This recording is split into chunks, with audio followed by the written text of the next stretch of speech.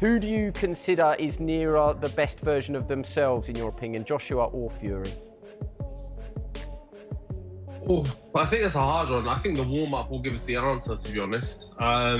Because like you saw with Tyson Fury's warm-up, comeback fight, whatever you want to call it, it wasn't quickest to it in them first few rounds. It did take him kind of 3 or 4 to find his feet again, find his rhythm, find his range, bits like that. So once he did settle into the fight, it became relatively comfortable. But for those first few rounds, I think everyone was a bit edgy and a bit like, oh, actually, he could get caught, or he doesn't look the same. So I think this warm-up fight, as we're calling it for AJ, will kind of answer that question. We'll see how he looks in that. I'm tired of Tyson and his crap and the fact that he doesn't want to engage with people because this is a one-way transaction. So I'll watch the fight. I'm not going to be churlish about not watching the fight, but I'm not intending to go to the fight.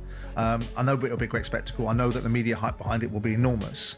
But I feel like, you know, if I could not cover Tyson Fury, if I could not cover him on Talk Boxing, I would, because that's how I feel about him in the same way he feels about us. But with that in mind, I recognise that's not how it works. So with our space, we will cover him.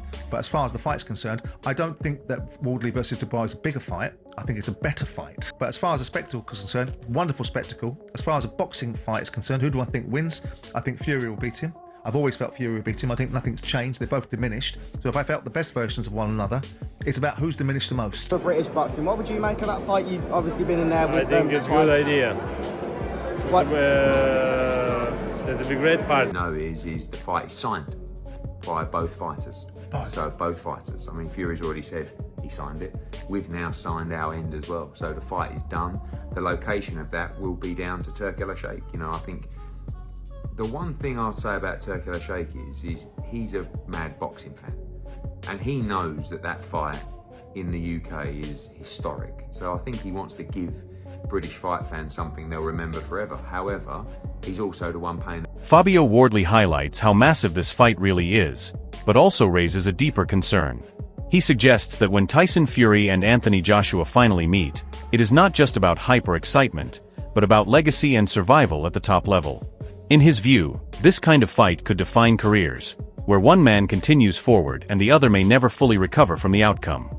Yeah, it was always going to create excitement. It was never, like, I know we all kind of say and think and have the same sentiment of, it's a long time coming, or even maybe say it's a bit past it in terms of where they're at in their careers, but it doesn't matter whether it turned up even now or in 10 years, we were always going to be excited for the one that we'd been hoping for years and years and years. So I think I was just in the gym or I was training or wherever, nowhere special in particular, but I think with the first, I'm always hesitant when you get them first few kind of notifications, messages about it, whatever else, because you don't know what it could be. But from both sides, you've seen from Fury and Eddie Hearn and Queensbury and those guys at Matchroom as well. Like, but all sides seem to kind of be on the same page of saying the same thing of like, yep, it's agreed, it's done, and it's going to happen at the end of the year.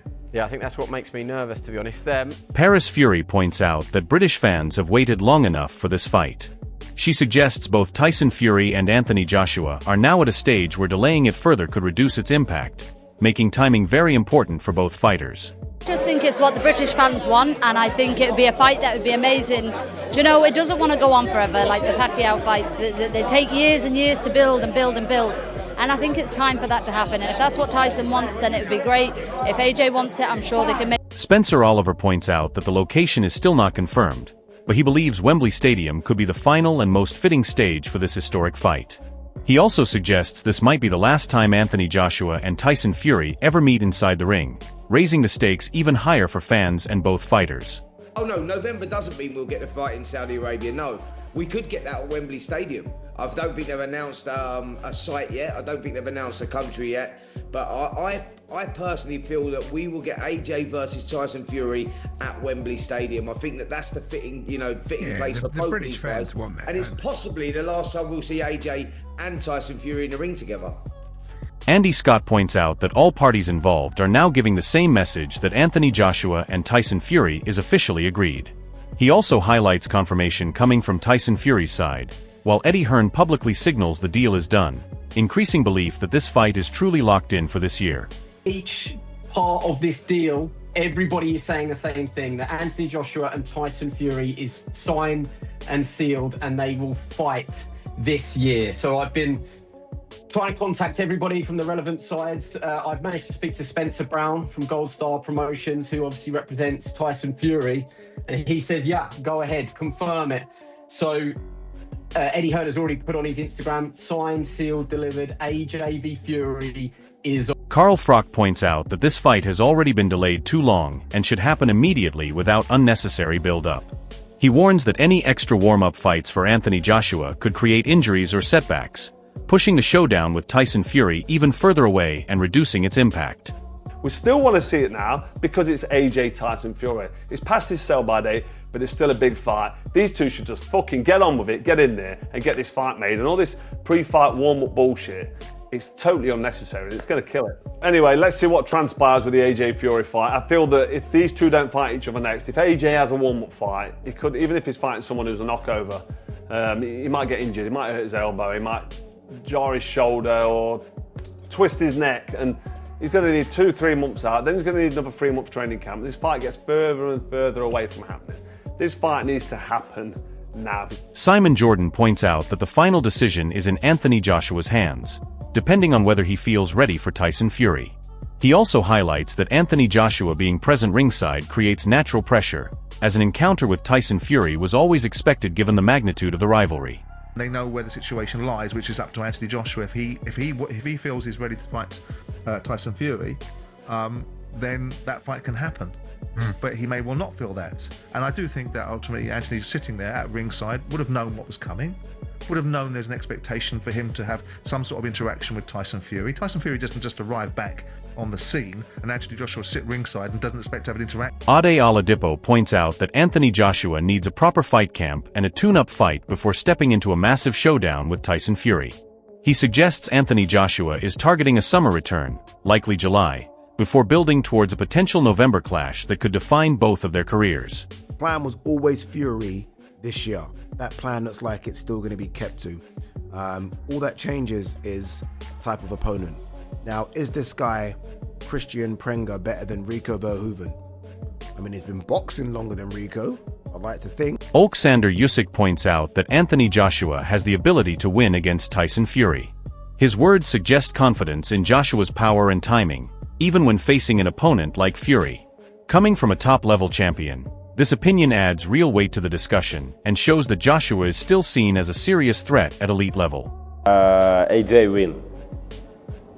Hey, the belly. You know? Where is he? AJ beat you. Amir Khan points out Tyson Fury's strong return after time away and connects it directly to the possibility of a massive showdown with Anthony Joshua. He highlights the excitement building in British boxing and also notes the tense face-to-face moment between Fury and Joshua, showing that the rivalry is already heating up outside the ring. Tyson Fury was fantastic today. He boxed really well, and it's great to see that he's back on the scene again. And obviously, he boxed so well today, 2 years at the ring, or something like that. I think he's back now where we want to see that mega fight now with him and AJ. I think that fight could be next for both of them. What a massive fight that would be for British boxing. And let's see where it goes, man. Johnny Nelson points out that Anthony Joshua versus Tyson Fury remains the biggest fight in boxing, but timing is critical. He warns that delaying it could damage its status if either fighter loses beforehand. He also suggests Joshua should not take a warm-up fight, emphasizing how important it is to make this clash happen while both names are still at their peak value. Regardless of all the heavyweights around the world, it is the biggest fight in boxing to it, even now. But you can't leave it too long.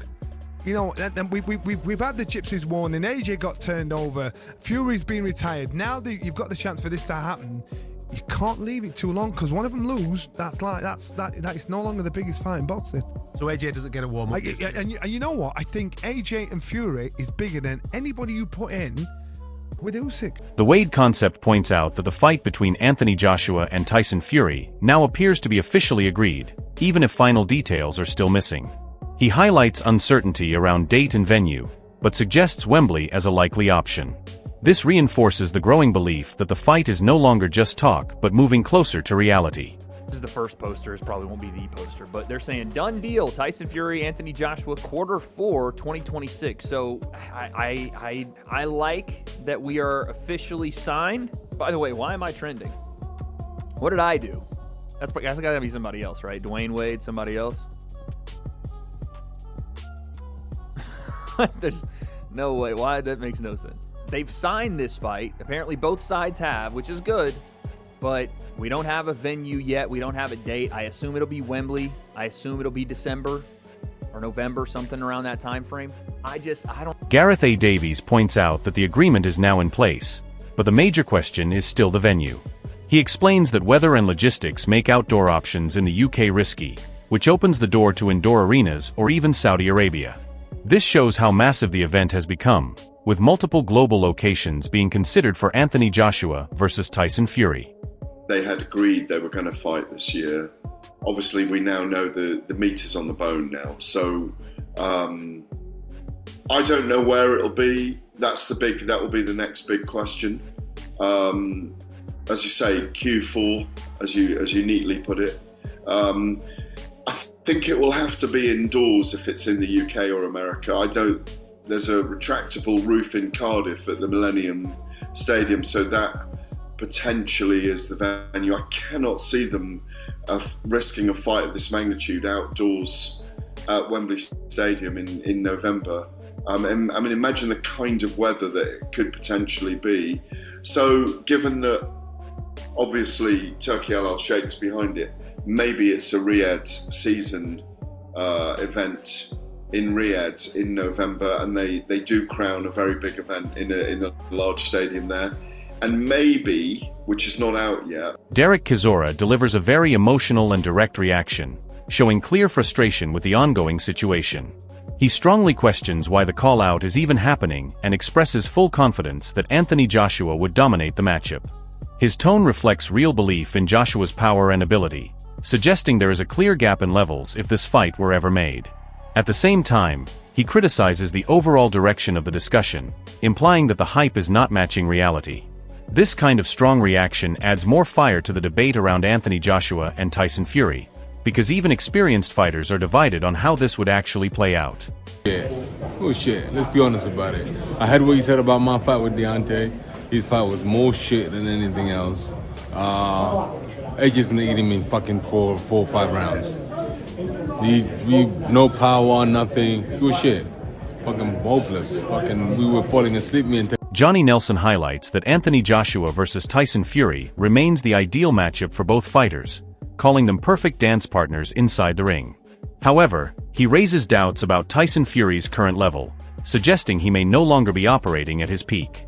This creates an interesting contrast because while the fight is still seen as the biggest in boxing, questions are being asked about whether both men are truly at their best anymore. It adds uncertainty to the narrative and increases curiosity about how competitive the fight would actually be if it happens now. That we do finally get. Nice one. Thanks, Spencer. Cheers, guys. Spencer Oliver there with the news that it is being teased by Turkey Al Sheikh that AJ Fury is on.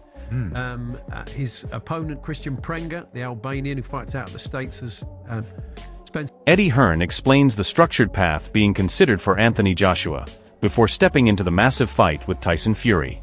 He points out the importance of a warm-up fight in July to sharpen rhythm, timing, and confidence before the final clash later in the year. This approach shows how carefully the build-up is being managed because of the magnitude of the fight. It also suggests that both fighters are being prepared strategically, making the eventual meeting even more significant in terms of timing and readiness.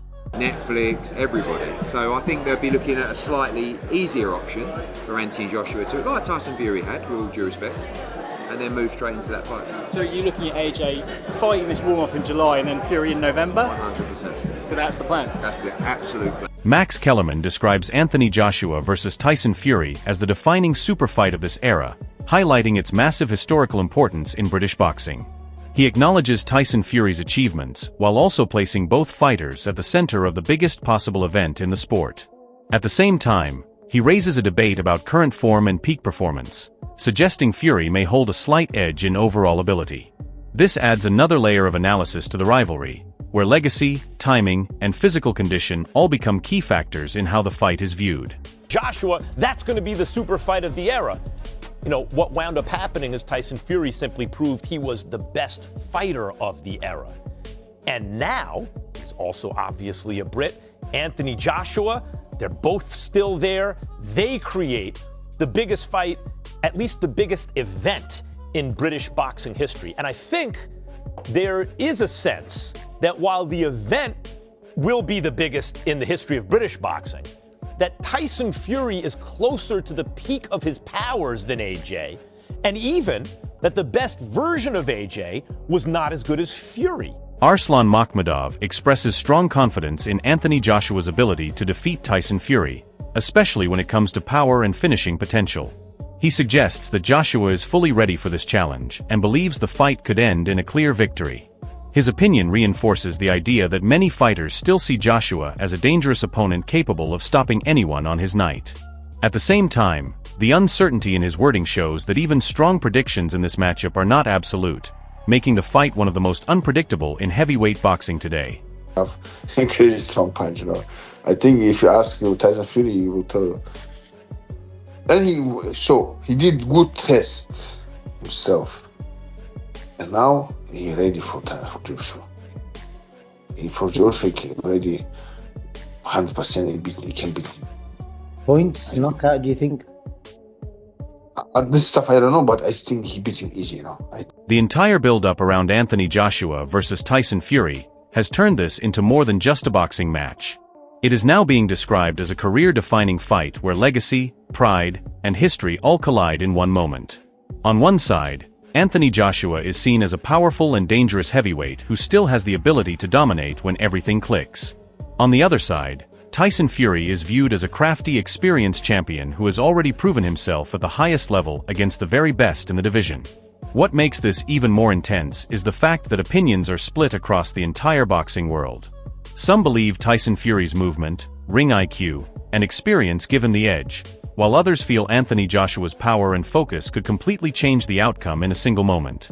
If Anthony Joshua wins, it would reshape his entire legacy and silence years of debate about his position in heavyweight history. If Tyson Fury wins, it would further cement his status as one of the greatest of this generation. The mental battle is just as important as the physical one, because whoever handles the pressure better will likely control the fight. Now it is your turn to decide who you think wins this career-defining clash between Anthony Joshua and Tyson Fury. Drop your prediction in the comments and join the debate.